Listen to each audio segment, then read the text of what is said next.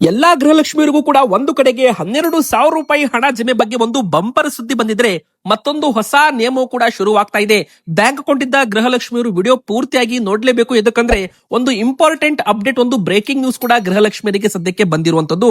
ಇನ್ನು ಎರಡನೇದಾಗಿ ration card ಇದ್ದವರಿಗೂ ಕೂಡ ಒಂದಲ್ಲ ಎರಡಲ್ಲ ಒಟ್ಟು 4 ದೊಡ್ಡ ಬ್ರೇಕಿಂಗ್ ನ್ಯೂಸ್ ಸದ್ಯಕ್ಕೆ ಬಂದಿದೆ. ವೀಕ್ಷಕರೇ, ನೀವು ಕೂಡ ಪಡಿತರ ಚೀಟಿದಾರರಾಗಿದ್ರೆ, ಅನ್ನಭಾಗ್ಯ ಫಲಾನುಭವಿಗಳಾಗಿದ್ರೆ ವಿಡಿಯೋ ಪೂರ್ತಿಯಾಗಿ ನೋಡಿ. ಹಾಗೆ ವಿಡಿಯೋಗೆ ಒಂದು ಲೈಕ್ ಮಾಡಿ, ನಿಮ್ಮ ಊರಿನ ಹೆಸರನ್ನ ಕಮೆಂಟ್ ಮಾಡಿ. ಇನ್ನು ಮೂರನೇದಾಗಿ ಮತ್ತೆ 2 ದಿನಗಳ ಕಾಲ ಬಸ್ ಸಂಚಾರ ಬಂದ್ ಆಗಬಹುದು. ವೀಕ್ಷಕರೇ, ನೀವು ಕೂಡ ಊರಿಗೆ ಹೋಗಲು ಪ್ಲಾನಿಂಗ್ ಮಾಡ್ತಾ ಇದ್ರೆ ಬೇಗನೆ ವಿಡಿಯೋ ಪೂರ್ತಿಯಾಗಿ ನೋಡಿ. ಅದಕ್ಕಂದ್ರೆ ಯಾವಾಗ ಮುಷ್ಕರ ಶುರುವಾಗುತ್ತೆ ಮತ್ತೆ ಬಸ್ ಸಂಚಾರ ಹೇಗಿರುತ್ತೆ ಅದರ ಬಗ್ಗೆನೂ ಕೂಡ ದೊಡ್ಡ ಒಂದು ಬ್ರೇಕಿಂಗ್ ನ್ಯೂಸ್ ಸದ್ಯಕ್ಕೆ ಬಂದಿರುವಂತದ್ದು. ಹೀಗಾಗಿ ಸಾರಿಗೆ ನೌಕರರ ಮುಷ್ಕರ ಹೇಗಿರುತ್ತೆ ಇದರ ಬಗ್ಗೆನೂ ಕೂಡ ಅಪ್ಡೇಟ್ ಬಂದಿದೆ. ಇನ್ನು 4ನೇದಾಗಿ ಬಂಗಾರ ಮತ್ತು ಬೆಳ್ಳಿ ಖರೀದಿ ಮಾಡೋರ್ಗಂತೂ ಬಂಪರ್ ಸಿಹಿ ಸುದ್ದಿ ಅಂತ ಹೇಳ್ಬಹುದು. ಯಾಕಂದ್ರೆ ಬಂಗಾರ ಇಳಿಕೆ ಆಗಿದೆ, ಬೆಳ್ಳಿ ದರವು ಕೂಡ ಪಾತಾಳಕ್ಕೆ ಕುಸಿಯಲು ಪ್ರಾರಂಭವಾಗಿದೆ. ವೀಕ್ಷಕರೇ, ಒಂದು ಕಡೆಗೆ ಅಮೆರಿಕ ಇರಾನ್ ನಡುವೆ ಮತ್ತೆ ಒಂದು ಡೀಲ್ ಆಗ್ತಾ ಇದೆ.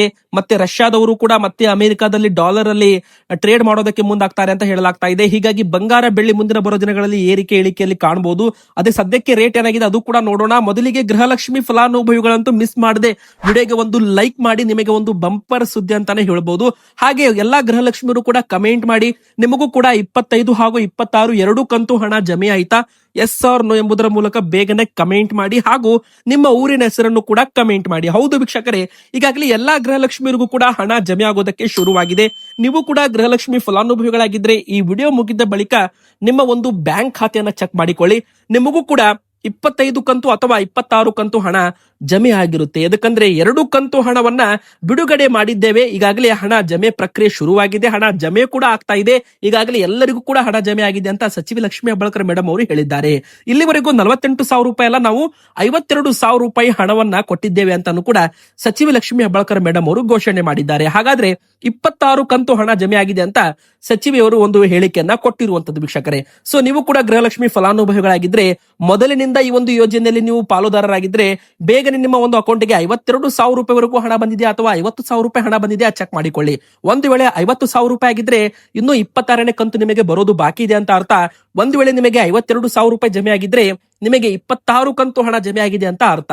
ಹಾಗಾದ್ರೆ ಇನ್ನು 4 ಕಂತು ಹಣ ಕೊಡಬೇಕು ಅಂತ ವಿರೋಧ ಪಕ್ಷದವರು, ಬಿಜೆಪಿಯವರು, ಗೃಹಲಕ್ಷ್ಮಿಯವರು ಕೂಡ ಕಮೆಂಟ್ ಮಾಡ್ತಾ ಇದ್ದಾರೆ.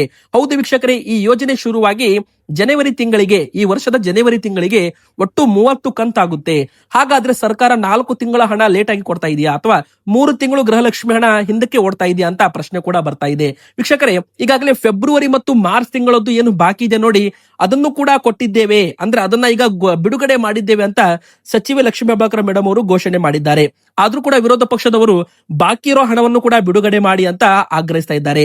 BY ವಿಜೇಂದ್ರ ಸರ್ ಆಗಿರ್ಬೋದು, ಮಹೇಶ್ ತೆಂಗಿನಕಾಯಿ ಅವರಾಗಿರ್ಬೋದು, ಆರ್ ಅಶೋಕ್ ಕುಮಾರ್ ಅವರಾಗಿರ್ಬೋದು, ಕಾಂಗ್ರೆಸ್ ಗ್ಯಾರಂಟಿ ಸರ್ಕಾರಕ್ಕೆ ಈಗಾಗಲೇ ಆಗ್ರಹ ಮಾಡಲು ಶುರು ಮಾಡಿದ್ದಾರೆ.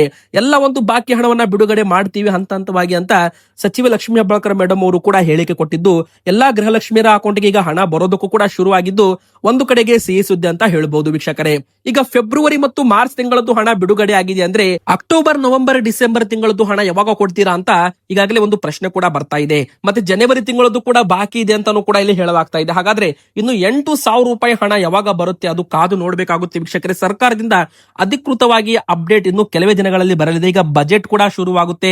ಪಂಚ ಗ್ಯಾರಂಟಿ ಯೋಜನೆಗಳಿಗೆ ಸಾವಿರಾರು ಕೋಟಿ ಹಣವನ್ನ ಬಿಡುಗಡೆ ಮಾಡಬೇಕು, ಅನುದಾನ ಬಿಡುಗಡೆ ಮಾಡಬೇಕು. ಪ್ರತಿ ವರ್ಷ ಗೃಹಲಕ್ಷ್ಮಿ ಯೋಜನೆಗೆ ಹೊಸದಾಗಿ ಒಂದು ಆಡ್ ಆನ್ ಆಗ್ತಾ ಇದ್ದಾರೆ. ಹೊಸದಾಗಿ ಗೃಹಲಕ್ಷ್ಮಿ ಯೋಜನೆಗೆ ಹಂಗೆ ಮಹಿಳೆಯರು ಬರ್ತಾ ಇದ್ದಾರೆ, ಜಾಯ್ನಿಂಗ್ ಆಗ್ತಾನೆ ಇದ್ದಾರೆ. ಇನ್ನು ಗೃಹಲಕ್ಷ್ಮಿಯರಿಗೆ ಇನ್ ಮುಂದೆ ಒಂದು ಹೊಸ ನಿಯಮ ಏನಪ್ಪಾ ಅಂದ್ರೆ ಜೀವಿತ ಪ್ರಮಾಣ ಪತ್ರ ಕೊಡೋದು ಕೂಡ ಬರಬಹುದು. ಯಾಕಂದ್ರೆ ಮೃತಪಟ್ಟವರ ಅಕೌಂಟ್ಗೆ ಹಣ ಹೋಗ್ತಾ ಇದೆ, ಮೃತಪಟ್ಟವರ ಅಕೌಂಟ್ ಇಂದ ಹಣವನ್ನ ವಾಪಸ್ ಕೂಡ ತೆಗೆದುಕೊಳ್ಳಲಾಗ್ತಾ ಇದೆ ಅಂತೆ. ಇದು ಗೃಹಲಕ್ಷ್ಮಿ ಯೋಜನೆ ದುರುಪಯೋಗವಾಗಬಾರದು ಅಂತ, ಮೃತಪಟ್ಟವರ ಅಕೌಂಟ್ಗೆ ಹಣ ಹೋಗಬಾರದು ಅಂತ ಪ್ರತಿ ವರ್ಷ ಈ ಒಂದು ಯೋಜನೆ ರಿನಿವಲ್ ಅನ್ನ ಮಾಡಿಸಬೇಕಾಗುತ್ತೆ. ಮುಂದಿನ ಬರೋ ದಿನಗಳಲ್ಲಿ ಅಧಿಕೃತವಾಗಿ ಸರ್ಕಾರದಿಂದ ಅಪ್ಡೇಟ್ ಕೂಡ ಬರುತ್ತೆ. ಜೀವಿತ ಪ್ರಮಾಣ ಪತ್ರ, ಲೈಫ್ ಸರ್ಟಿಫಿಕೇಟ್ ಅಪ್ಲೋಡ್ ಮಾಡೋದು. ಎರಡನೇದಾಗಿ ತೆರಿಗೆ ಪಾವತಿ ಮಾಡ್ತಾ ಇದ್ರೆ, GST ರಿಟರ್ನ್ಸ್ ಮಾಡ್ತಾ ಇದ್ರೆ ಅವರಿಗೂ ಕೂಡ ಇಲ್ಲಿ ಹಣ ಬರಲ್ಲ ಅಂತಾನು ಕೂಡ ಇಲ್ಲಿ ಹೇಳಲಾಗಿದೆ. ಇನ್ನು ವೀಕ್ಷಕರೇ, ಬಸ್ ಸಂಚಾರ ಮತ್ತೆ ಬಂದ್ ಆಗೋ ಸಾಧ್ಯತೆ ಕೊಂಡು ಬರ್ತಾ ಇದೆ. ಹೌದು, ಫೆಬ್ರವರಿ 19 ಬೆಂಗಳೂರು ಚಲೋ, ಫೆಬ್ರವರಿ 20ಕ್ಕೂ ಕೂಡ ಸಾರಿಗೆ ನೌಕರರು ಮುಷ್ಕರ ಮಾಡಲು ಪ್ಲಾನ್ ಮಾಡ್ತಾ ಇದ್ದಾರೆ. ನೀವು ಊರಿಗೆ ಹೋಗಲು ಪ್ಲಾನ್ ಮಾಡ್ತಾ ಇದ್ರೆ 19, 20ನೇ ತಾರೀಕಿಗೆ 2 ದಿನ ಬಸ್ ಸಂಚಾರದಲ್ಲಿ ವೃತ್ತಿವಾಗಬಹುದು. ಪೂರ್ತಿ ಬಸ್ ಸಂಚಾರ ಬಂದ್ ಆಗುತ್ತೆ ಅಂತ ಹೇಳಕ್ಕಾಗಲ್ಲ. ಯಾಕಂದ್ರೆ 50-50 ಇರುತ್ತೆ ವೀಕ್ಷಕರೇ. ಒಂದು ಊರಿಗೆ 10 ಬಸ್ ಇದ್ರೆ ಅಲ್ಲಿ 5 ಬಸ್ ಇರಬಹುದು. 5 ಜನ ಅಲ್ಲಿ ಪ್ರತಿಭಟನೆಗೆ ಹೋದ್ರೆ 5 ಜನ ಇಲ್ಲಿ ಡ್ರೈವರ್ಸ್ ಬಸ್ ನ ಡ್ರೈವ್ ಮಾಡ್ತಾರೆ. ಈ ತರ ಒಂದು ಸುದ್ದಿ ವೈರಲ್ ಆಗಿದೆ ವೀಕ್ಷಕರೇ. ಈ ಮೊದಲಿಗೆ ಹೇಳೋದಾದ್ರೆ ವೇತನ ಹಿಂಬಾಕಿ ಆಗಿರ್ಬೋದು, ವೇತನ ಪರಿಷ್ಕರಣೆ ಸೇರಿದಂತೆ ವಿವಿಧ ಬೇಡಿಕೆಗಳನ್ನ ಈಡೇರಿಕೆ ಆಗ್ರಹಿಸಿ ಒಂದು ಕೆಎಸ್ಆರ್ಟಿಸಿ ಸೇರಿದಂತೆ 4 ಸಾರಿಗೆ ನಿಗಮಗಳ ನೌಕರರು ಕೂಡ 19, 20 2 ದಿನ ಮುಷ್ಕರವನ್ನ ಮಾಡಲಿದ್ದಾರೆ. ಮೊದಲಿಗೆ 19ನೇ ತಾರೀಕಿಗೆ ಬೆಂಗಳೂರು ಚಲೋ ಅಂತ ಇಲ್ಲಿ ಒಂದು ಪ್ರತಿಭಟನೆ ಮಾಡಲಿದ್ದಾರೆ ಸರ್ಕಾರದ ವಿರುದ್ಧ ಅಂತಾನೆ ಹೇಳ್ಬಹುದು. ಇನ್ನು 20ನೇ ತಾರೀಕಿಗೆ ರಾಜ್ಯಾದ್ಯಂತ ಮುಷ್ಕರ ಮಾಡೋದಾಗಿನೂ ಕೂಡ ಇಲ್ಲಿ ಘೋಷಣೆ ಮಾಡಿದ್ದಾರಂತೆ. ಹೀಗಾಗಿ ಸಾರಿಗೆ ನೌಕರರ ಮುಖಂಡ ಅನಂತ್ ಸುಬ್ರಾವ್ ನಿಧನದ ಹಿನ್ನೆಲೆ ಕಳೆದ ಬಾರಿ ಬೆಂಗಳೂರು ಚಲೋ ಮುಂದೂಡಿಕೆ ಮಾಡಲಾಗಿತ್ತು. ಆದ್ರೆ ಈ ಬಾರಿ ಮುಷ್ಕರದಿಂದ ಹಿಂದೆ ಸರಿಯುವ ಪ್ರಶ್ನೆ ಇಲ್ಲ ಅಂತ ಹೇಳಲಾಗ್ತಾ ಇದೆ. ಇನ್ನು ಸರ್ಕಾರ ಇದಕ್ಕೆ ಎಲ್ಲಾ ಒಂದು ಬೇಡಿಕೆಗಳಿಗೆ ಈಡೇರಿಸುವ ಒಂದು ಗ್ರೀನ್ ಸಿಗ್ನಲ್ ಕೊಟ್ರೆ ಅವಾಗ ಮಾತ್ರ ಮತ್ತೆ ಈಗ ಸಾರಿಗೆ ನೌಕರರು ತಮ್ಮ ಒಂದು ಪ್ರತಿಭಟನೆ ಕೈ ಬಿಡಬಹುದು ಅಂತ ಹೇಳಲಾಗ್ತಾ ಇದೆ ವೀಕ್ಷಕರೇ. ಅಂದ್ರೆ ಸರ್ಕಾರದಿಂದ ಈಗ ಮೀಟಿಂಗ್ ಕೂಡ ಶುರುವಾಗಿದೆ. ಆಲ್ಮೋಸ್ಟ್ ಗ್ರೀನ್ ಸಿಗ್ನಲ್ ಸಿಕ್ಕಿದೆ ಅಂತ ಹೇಳಲಾಗ್ತಾ ಇದೆ. ಒಂದು ಸಾರಿಗೆ ನೌಕರರ ಬೇಡಿಕೆ ವೇತನ ಪರಿಷ್ಕರಣೆಗೆ ಗ್ರೀನ್ ಸಿಗ್ನಲ್ ಸಿಕ್ಕಿದೆ ಅಂತ ಹೇಳಲಾಗ್ತಾ ಇದೆ. ಅಧಿಕೃತವಾಗಿ ಒಂದು ಅಪ್ಡೇಟ್ ಬರೋದು ಬಾಕಿ ಇದೆ ವೀಕ್ಷಕರೇ. ಆ ಅಪ್ಡೇಟ್ ಬಂದ ತಕ್ಷಣ ನಾವು ನಿಮಗೆ ವಿಡಿಯೋದಲ್ಲಿ ಮಾಹಿತಿ ಕೊಡ್ತೇವೆ. ಆದ್ರೆ ನೀವೇನಾದ್ರೂ 19, 20ನೇ ತಾರೀಕಿಗೆ 2 ದಿನ ಬಸ್ ಸಂಚಾರ ಏನಾದ್ರೂ ಊರಿಗೆ ಹೋಗಲು ಪ್ರಯಾಣ ಮಾಡಲು ಪ್ಲಾನಿಂಗ್ ಮಾಡ್ತಾ ಇದ್ರೆ ಸಂಚಾರದಲ್ಲಿ ವೃತ್ತಿವಾಗಬಹುದು. ಬಸ್ ಸಂಚಾರ ಪೂರ್ತಿ ಪ್ರಮಾಣದಲ್ಲಿ ಬಂದ್ ಆಗಲ್ಲ, ವೃತ್ತಿವಾಗುತ್ತೆ. ಯಾಕಂದ್ರೆ ಕೆಲವೊಮ್ಮೆ ಪ್ರತಿಭಟನೆಗೆ ಹೋದಾಗ ಬಸ್ ಸಂಚಾರ ವೃತ್ತಿವಾಗೋದು ಕಾಮನ್ ಅಂತಾನೆ ಹೇಳ್ಬಹುದು. ಇನ್ನು ಮುಖ್ಯವಾಗಿ 20ನೇ ತಾರೀಕಿಗೆ ರಾಜ್ಯಾದ್ಯಂತ ಮುಷ್ಕರ ಮಾಡ್ತೀವಿ ಅಂತ ಹೇಳ್ತಾ ಇದ್ದಾರೆ. ಆದ್ರೆ ಕಾದು ನೋಡ್ಬೇಕು 20ನೇ ತಾರೀಕಿಗೆ ಏನಾಗುತ್ತೆ ಅಂತ. ಮತ್ತೆ 21ನೇ ತಾರೀಕಿನಿಂದ ಬಸ್ ಸಂಚಾರ ಆಸ್ ಇಟ್ ಈಸ್ ಓಪನ್ ಇರುತ್ತೆ ಅಂತಾನು ಕೂಡ ಹೇಳಲಾಗ್ತಾ ಇದೆ. ಈಗಾಗಲೇ ನೋ ವರ್ಕ್ ನೋ ಪೇ ಕೂಡ ಜಾರಿಗೆ ಬಂದಿದೆ. ಎಸ್ಮಾ ಕಾಯ್ದೆ ಕೂಡ ಜಾರಿಯಲ್ಲಿರೋದ್ರಿಂದ ಸಾರಿಗೆ ನೌಕರರು ಪ್ರತಿಭಟನೆ ಮಾಡಿದ್ರೆ ಅವರ ವಿರುದ್ಧ ಕ್ರಮ ಕೂಡ ತೆಗೆದುಕೊಳ್ತೀವಿ ಅಂತ ಸರ್ಕಾರದಿಂದ ಎಚ್ಚರಿಕೆ ಕೂಡ ಬಂದಿರುವಂತದ್ದು. ಇನ್ನು BPL ಕಾರ್ಡ್ ಆಗಿರ್ಬೋದು, ನಿಮ್ಮ ಹತ್ರ ರೇಷನ್ ಕಾರ್ಡ್ ಇದ್ರಿಗೂ ಕೂಡ ಇಂಪಾರ್ಟೆಂಟ್ ಅಪ್ಡೇಟ್. 3ನೇ ದೊಡ್ಡ ಬ್ರೇಕಿಂಗ್ ನ್ಯೂಸ್ ಏನಂತ ನೋಡೋಣ. ಒಟ್ಟು 4 ಅಪ್ಡೇಟ್ ಇಲ್ಲಿ ಬಂದಿರುವಂತದ್ದು. ಮೊದಲಿಗೆ ನಿಮಗೆಲ್ಲ ಗೊತ್ತಿರೋ ಹಾಗೆ ಅನ್ನಭಾಗ್ಯ ಫಲಾನುಭವಿಗಳಿಗೆ ಇಂದಿರಾ ಕಿಟ್ ಯಾವಾಗಲಿಂದ ವಿತರಣೆ ಮಾಡ್ತಾರೆ. ಈಗಾಗಲೇ ಘೋಷಣೆಯಾಗಿ 3 ತಿಂಗಳಾಗಿದೆ. ಅಡುಗೆ ಎಣ್ಣೆ ಕೊಡ್ತೀವಿ, ತೊಗರಿಬೇಳೆ, ಉಪ್ಪು, ಸಕ್ಕರೆ ಕೊಡ್ತೀವಿ ಅಂತ ಘೋಷಣೆ ಆಗಿದ್ದು ಯಾವಾಗಲಿಂದ ವಿತರಣೆ ಮಾಡ್ತಾರೆ ಅಂತ ಜನರು ಕಾದು ಕುಳಿತಿದ್ದಾರೆ. ಅವರಿಗೋಸ್ಕರ ಒಂದು ಸಿಹಿ ಸುದ್ದಿ. ಇದೇ ಒಂದು ಮಾರ್ಚ್ ತಿಂಗಳಿನಿಂದ ನಿಮಗೆ ಕೈಗೆ ಸೇರಲಿದೆ ಇಂದಿರಾ ಫುಡ್ ಕಿಟ್ ಅಂತಾನೆ ಹೇಳ್ಬಹುದು. ವೀಕ್ಷಕರೇ, ಎಲ್ಲಾ ಒಂದು BPL ಪಡಿತರ ಚೀಟಿ ಒಟ್ಟು 1 ಕೋಟಿಗೂ ಹೆಚ್ಚು ಫಲಾನುಭವಿಗಳು ಇರೋದ್ರಿಂದ ಪ್ರತಿ ಒಂದು ಕುಟುಂಬಕ್ಕೂ ಕೂಡ ಒಂದು ಇಂದಿರಾ ಕಿಟ್ ವಿತರಣೆ ಮಾಡಬೇಕು. ಹೀಗಾಗಿ ಸರ್ಕಾರಕ್ಕೆ ಕೆಲವೊಂದು ಸಮಸ್ಯೆಗಳು ಬಂದೇ ಬರುತ್ತೆ ಸ್ಟಾರ್ಟಿಂಗ್ ಅಲ್ಲಿ. ಹೀಗಾಗಿ ಒಂದ್ಸಲ ಒಂದು ಯೋಜನೆ ಪ್ರಾರಂಭವಾದ್ರೆ ನಂತರ ಏನು ಕೂಡ ಪ್ರಾಬ್ಲಮ್ ಆಗಲ್ಲ. ಸೊ ಸ್ವಲ್ಪ ಡಿಲೇ ಆಗಿದೆ ಅಂತ ತಿಳ್ಕೊಳ್ಳಿ. ಆದ್ರೆ ನಿಮಗೆ ಮಾರ್ಚ್ ತಿಂಗಳಿನಿಂದ ಅಕ್ಕಿ ಮಾತ್ರ ಸಿಗಲ್ಲ, ಅಕ್ಕಿ ಜೊತೆಗೆ ತೊಗರಿ ಬೇಳೆ ಆಗಿರ್ಬೋದು, ಉಪ್ಪು ಆಗಿರ್ಬೋದು, ಸಕ್ಕರೆ ಆಗಿರ್ಬೋದು, ಅಡುಗೆ ಎಣ್ಣೆ, ಈ 4 ವಸ್ತು ಕೂಡ ಸಿಗುತ್ತೆ. ಮೊದಲು ಹೆಸರು ಕಾಳು ಕೂಡ ಕೊಡ್ತೀವಿ ಅಂತ ಘೋಷಣೆ ಮಾಡಿದ್ರು. ಆದ್ರೆ ಸದ್ಯಕ್ಕೆ ಹೆಸರು ಕಾಳು ಇಲ್ಲ.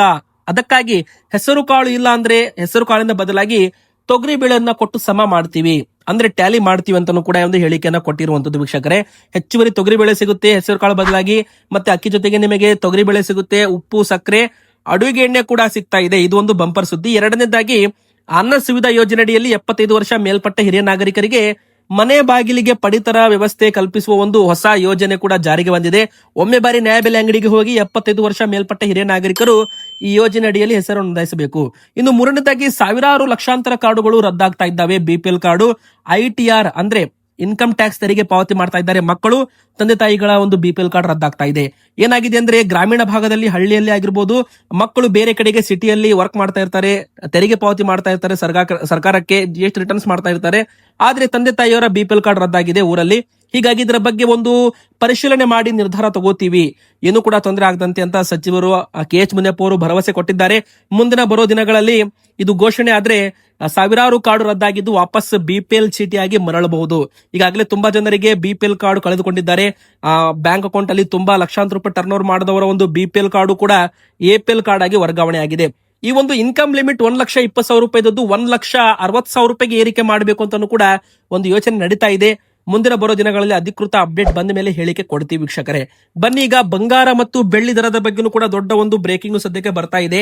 MCX ಗೋಲ್ಡ್ ಅಲ್ಲಿ ಅಂದ್ರೆ ಆನ್ಲೈನ್ ಟ್ರೇಡಿಂಗ್ ಪ್ಲಾಟ್ಫಾರ್ಮ್ ಗಳಲ್ಲಿ ಬಂಗಾರ ಮತ್ತು ಬೆಳ್ಳಿ ದರ ಇಳಿಕೆ ಕಾಣ್ತಾ ಇದ್ರೆ ವೀಕ್ಷಕರೇ, ಈಗ 10 ಗ್ರಾಂ ಚಿನ್ನ 1,54,200 ರೂಪಾಯಿ.